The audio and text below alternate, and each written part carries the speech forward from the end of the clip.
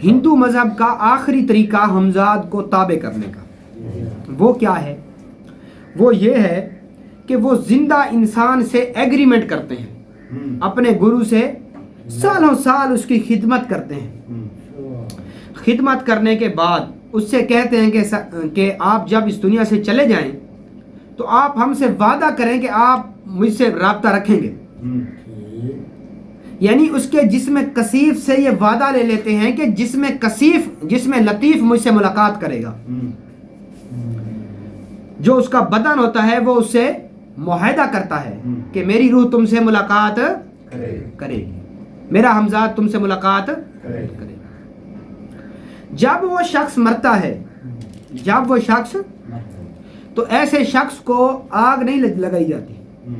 आग आपको पता है हिंदू लोग भी बंदों को दफनाते हैं। कभी आपने सुना है? नहीं हाफिज साहब, पाकिस्तान में भी दफनाते हैं और पाकिस्तान में जलाते भी हैं। मैंने अपनी आंखों से देखा है। सिंध में, गोठकी में, नवाब शाह में, शाह लतीफ़ भटाई में, लाड़काना में मैंने अपनी आंखों से देखा। बड़े बड़े शमशान घाट हैं। गवर्नमेंट पिशावर में शमशान हैं और वहां पे बंदों को, मुर्दों को जलाया। इस मजबूरी के अलावा भी हिंदू लोग अपने मुर्दों को दफनाते भी हैं। जो बड़े अघोरी हैं, बड़े ज्ञानी हैं, पंडित हैं, साधु संत सन्यास महात्मा हैं, तो वो अपनी वसीयत कर देना कि जब हम समाधि लें तो हमें जलाना नहीं, हमें दबाना है, तो उनको दबा भी देते हैं।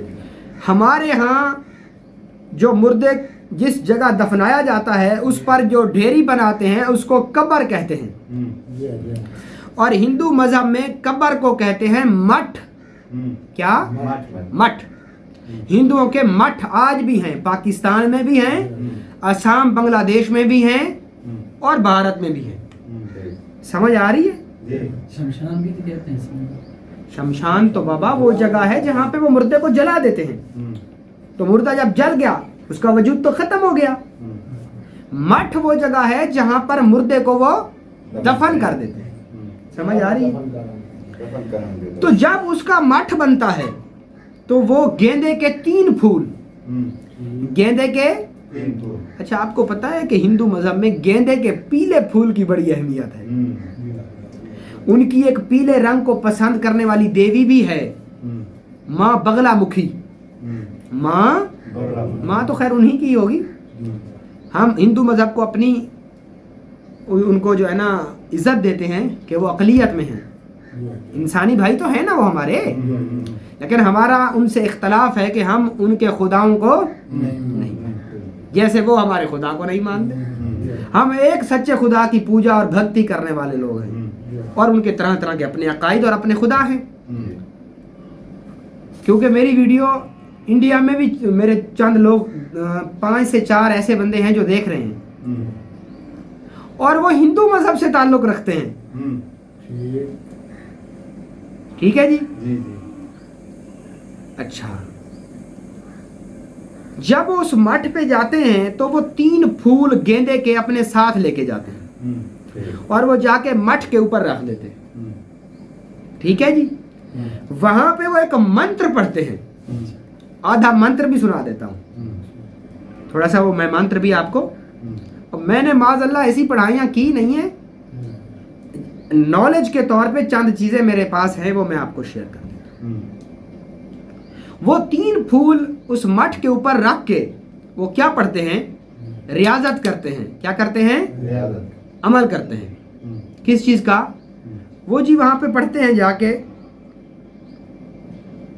एक खास किस्म का उनका मंत्र है हिंदू मजहब का, हमजाद को जगाने का। ठीक है? और उसमें वो कहते हैं कि जी उसकी आखिरी 2-3 लाइनें इस हिसाब से हैं कि ओम श्री ओम, नाचे भूत जागे शैतान, आदेश श्री गुरुनाथ जी को आदेश। अब आगे भी है ये मंत्र। जी जी तो इसको वो इस मंत्र को वो बार बार पढ़ते हैं। तकरार करते हैं। अब इसमें वो किसको बुला रहे हैं? शैतानी। वो तो खुद कह रहा है नाचे भूत जागे शैतान। शैतान। समझ आ रही है? जी इसी रियाजत को वो करते रहते हैं। और वो तीनों फूल जब अमल खत्म हो जाता है तो आके अपने सिरहाने रख के सो जाते हैं। सुबह को उठाकर वो बहती नहर में डाल देते हैं और फिर दोबारा अगले दिन नए 3 फूल ले जाते हैं।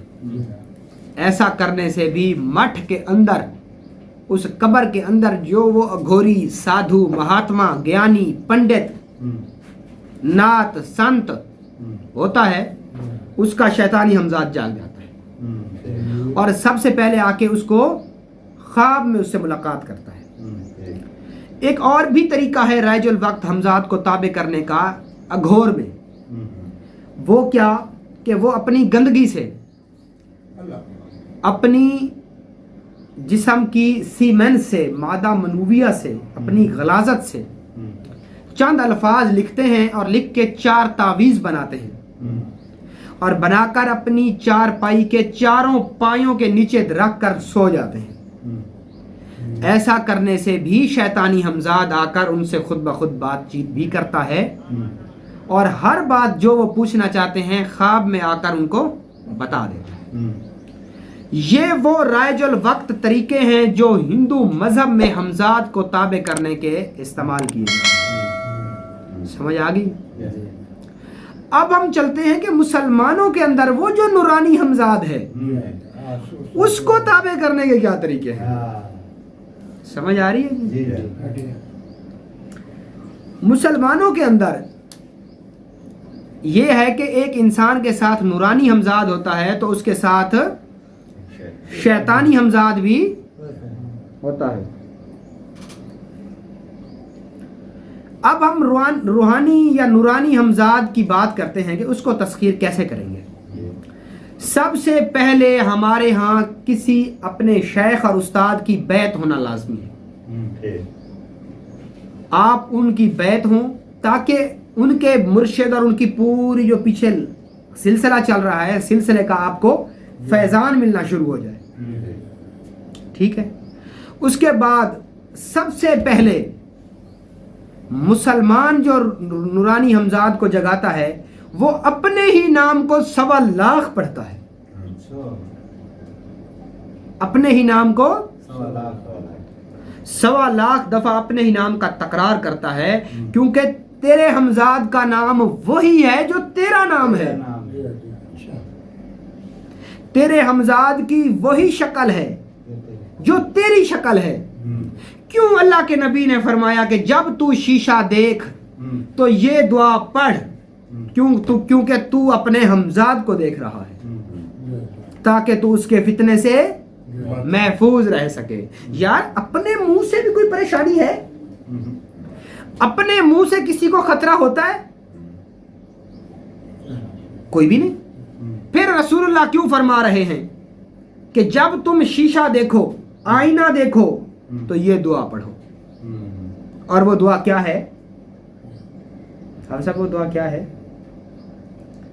वो एक मखसूस दुआ है। ऐसे है ना? तो वो किस लिए अल्लाह के नबी ने पढ़वाई? वो इसलिए पढ़वाई ताकि तू अपने हमजाद से बच सके। तेरा हमजाद तेरी ही शक्ल का है, इतनी ही उम्र है, इतना ही कद है, इतना ही उसका वजन है। तेरे मुंह पे दाढ़ी, उसके मुंह पे भी दाढ़ी, तूने सफेद कपड़ा पहना, वो भी सफेद पहने खड़ा है। तू जो खा रहा वो भी तेरे साथ बैठ के खा रहा है। क्यों अल्लाह के नबी ने फरमाया कि तुम जब भी कोई चीज खाने लगो तो बिस्मिल्लाह को पढ़ लेना। क्या कर लेना? बिस्मिल्लाह को पढ़ लेना ताकि तू अपने शैतानी हमजाद के हमले से महफूज हो सके। तुम अपने शैतानी हमजाद के हमले से, क्योंकि वो तेरे साथ खाता है, तेरे साथ सोता है।